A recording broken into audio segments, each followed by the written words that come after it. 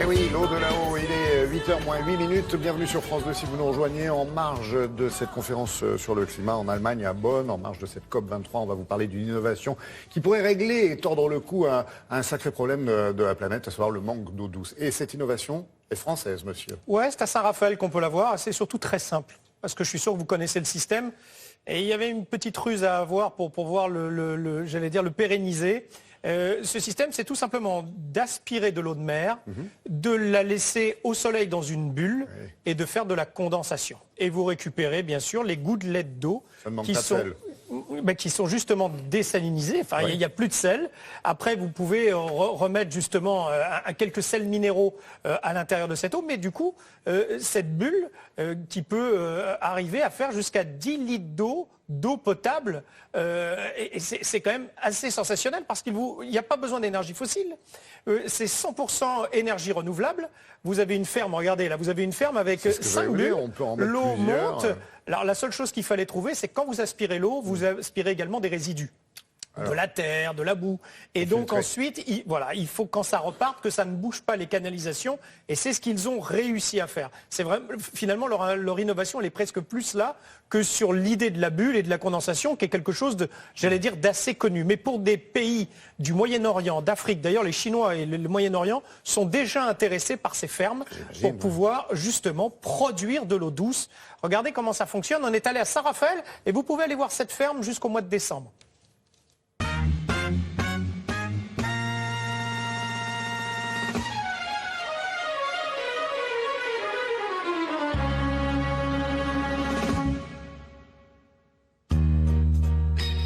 C'est le principe de la distillation. Donc ça marche avec tout liquide qui contient la molécule d'H2O. Donc de l'eau avec de la boue. On a même fait des essais en laboratoire avec de l'eau et de l'acide chlorhydrique. On va vraiment récupérer la molécule d'H2O à l'état naturel et pur.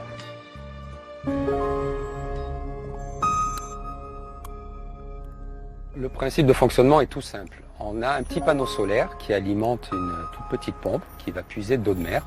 Cette eau de mer va arriver dans un module central qui va avoir pour fonction de répartir après une fine lamelle d'eau à l'intérieur des sphères.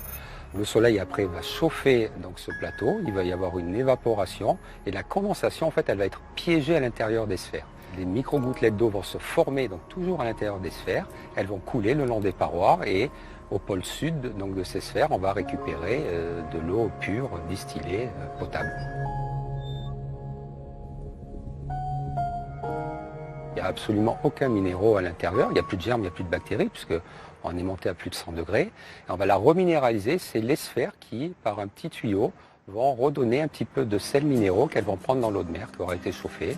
Et donc on va pouvoir, à la sortie du système, directement récupérer cette eau et la consommer.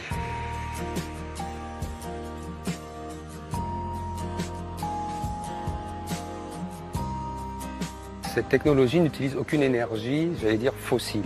Pour une journée d'à peu près 8 heures d'ensoleillement, on va pouvoir produire entre 10 et 12 litres d'eau. Donc un module fait suffisamment d'eau pour une famille de 5 personnes. Les utilisateurs de cette technologie sont surtout les pays en stress hydrique.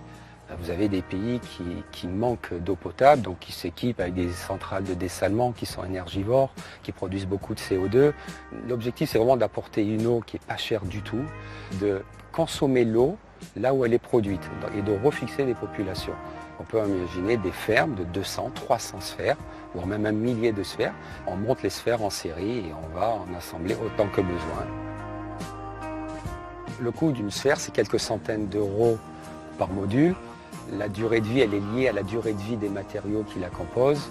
Nous l'avons conçue pour qu'on ait une durée de vie de 30 ans.